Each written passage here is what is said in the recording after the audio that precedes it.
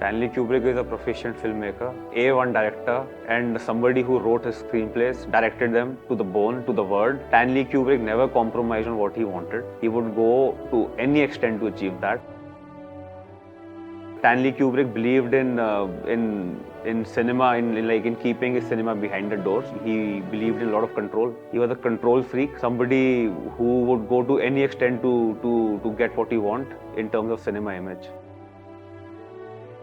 If you want to watch Stanley Kubrick and understand what is Stanley Kubrick just by one film, I would say that is Barry Lyndon, because that film is Stanley Kubrick being proficient filmmaker. That film is Stanley Kubrick being excellent technician. That film is Stanley Kubrick getting very good performances, choosing great locations. That is Stanley Kubrick achieving his cinema to the bone. I mean, he did that with all his films, but Barry Lyndon is a masterpiece, because in that film he even went on to get some new lenses cheap to take some special shots in candles. So Barry Lyndon is one film that I would say you should watch.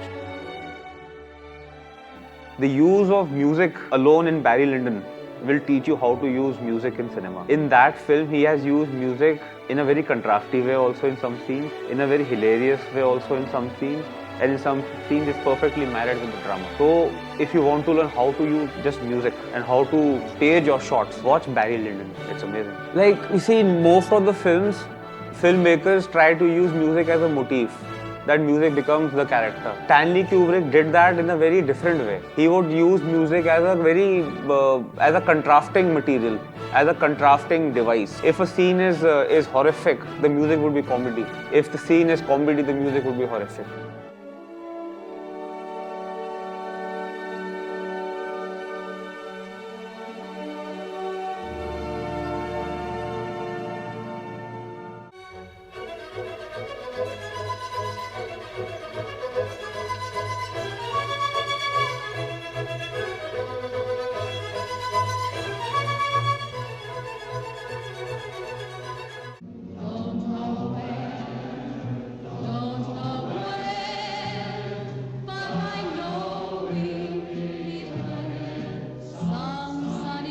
What he did deliberately was use music which was contrasty to the scene, so that the drama stands out. That's what he did. He understood his drama very well. Stanley Kubrick was king of blocking shots, and from blocking shots, his music was born. I think the only film in which Stanley Kubrick stuck to the genre was The Shining. The Shining is a thriller from start to the end. Otherwise, all his films are like a life cycle. There is happiness, there is drama, there is fall of the hero, there is rise of the hero. All his films are like that.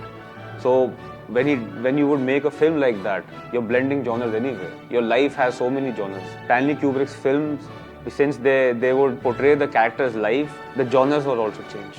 Like if you look at Clockwork Orange, it begins in a very comedic way. I mean, it's comedic for the character. For the audience, it can be like enthralling. But for the character, it's funny. And the music is such, everything is such. Then the character goes through a lot of downs. He goes to the prison and all. So the film changes in tone. And in the end, this character is sick.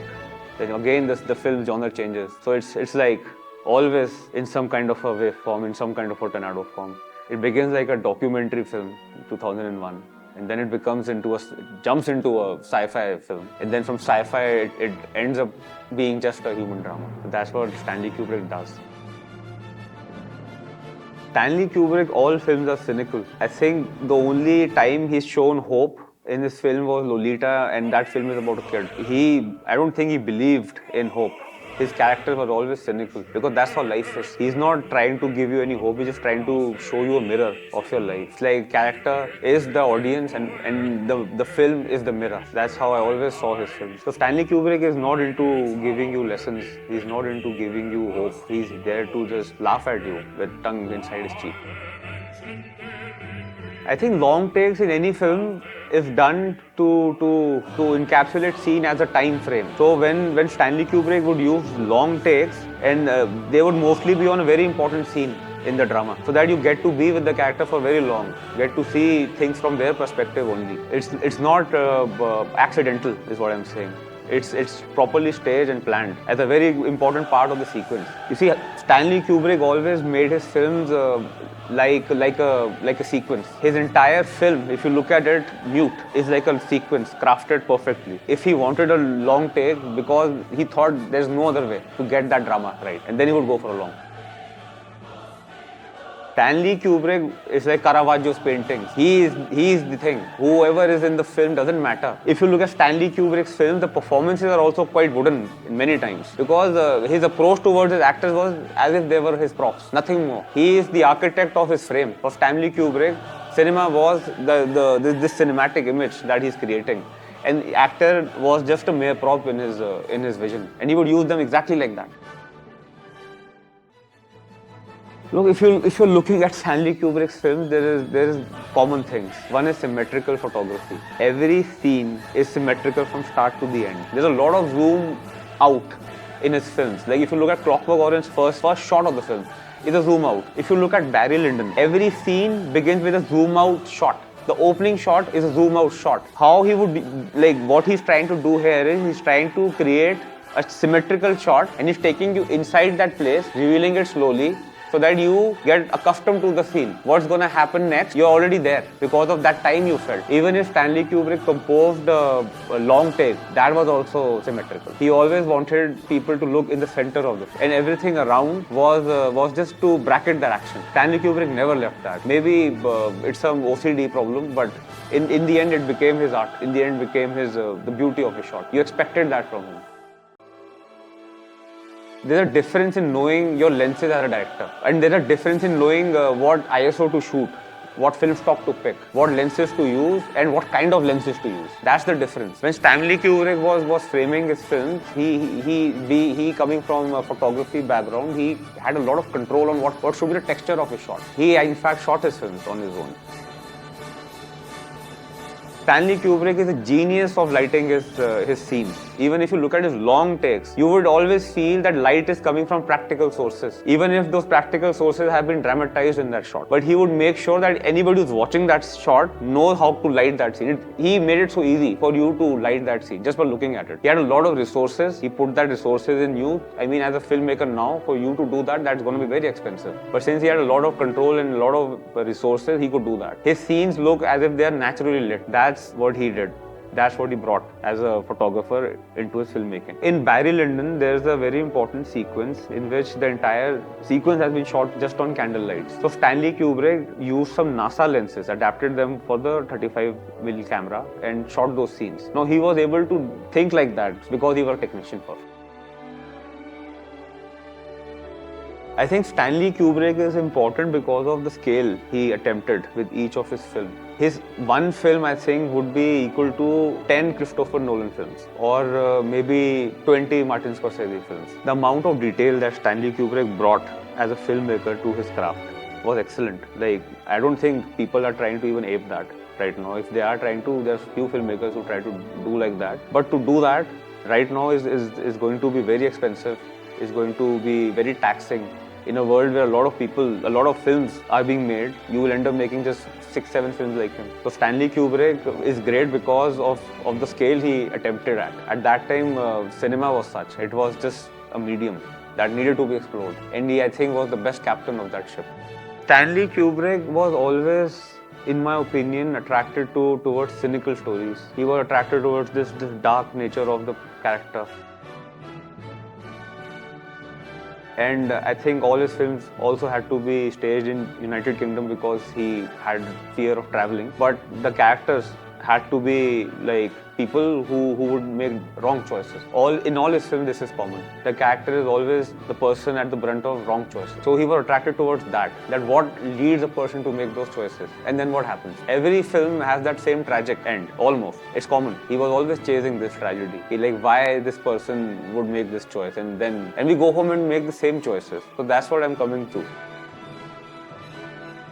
Stanley Kubrick was making fun of his audience through his films. If you like watch his film, the characters, if you look at Clockwork Orange, at that time it may have felt futuristic, but it wasn't. The people are like that even then, even now. So, and when we watch that film, we laugh. but who are we laughing at? We are laughing at ourselves. Like Barry Lyndon is a story of an opportunistic man. Doesn't that sound common to you? And the choices he makes and what happens in the end. 2001 is a story of civilization trying to coexist with science, and then artificial intelligence kicking us in the butt.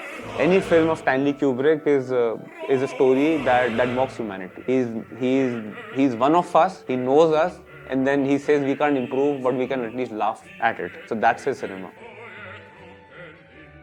He gave no breathing space. If you're working with Stanley Kubrick, there is no space for you. You have to stop thinking also, I guess. Stanley Kubrick is the boss. You go to the set, he tells you what he has to do and you do it and you go home. He cut his films on his own and he would decide what kind of sequence in the end is going to come out. I don't think even the studio had any say.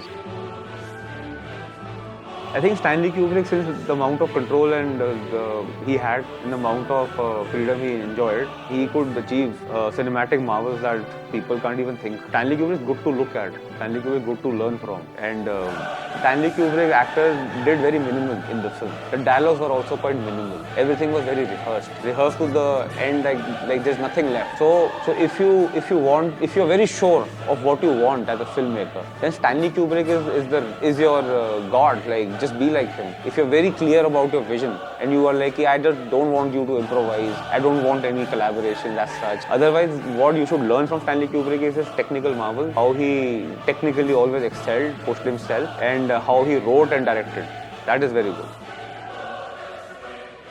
To write and to direct that script is always going to be better than picking a screenplay for somebody and direct. It's always a bigger thing to do. I think I'm gonna just list films on the basis of their credentials, on the basis of merit.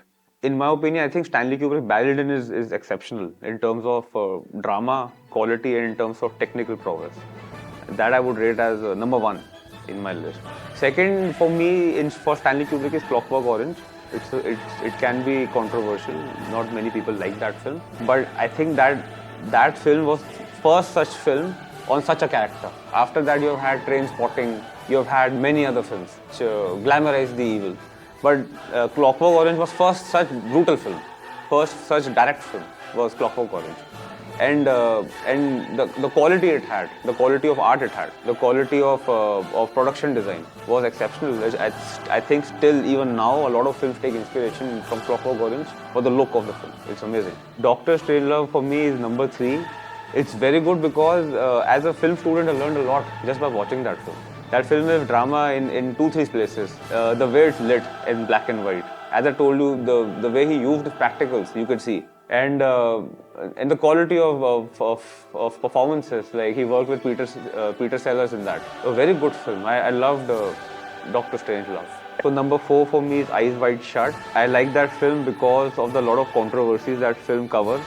And also for the depiction of Illuminati. I think the imagery is wonderful. And that film is dark. That film is very nice. In terms of entertainment also, it's very nice. Number 5 for me is 2001. I like that film a lot for its technical prowess. I love that jump cut. And I love the fight between the AI and the astronaut. But I didn't enjoy that film. I think it's long. And it's not for everybody.